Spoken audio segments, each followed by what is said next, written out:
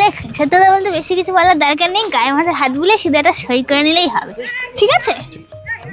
এই মালতী, কি আছে? তুই উকিল নিয়ে কোথায় যাচ্ছিস রে? আর বলো না, ডেলা কালকে সারা রাত মদ খেয়ে আর বই করেছে, সারা রাত আমি খালি বই বসে করেছি, দু চোখের পথে এক হয়নি।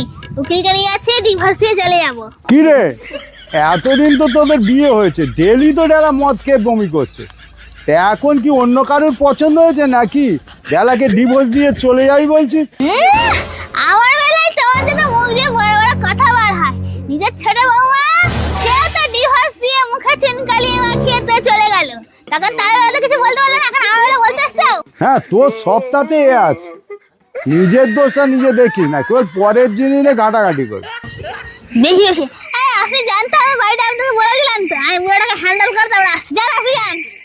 না না, কি বলছে আর বলো, তখন উকিলের সামনে বেশি মুখ খুলতে পারিনি। এই তুই ডেলাটাকে একা ফেলে রেখে চলে যাবি, তোর ঠ্যাং আমি ভাঙবো। দেখো দেখো, মাইন্ড হিয়ার হান বিজনেস, বুঝতে পারলে?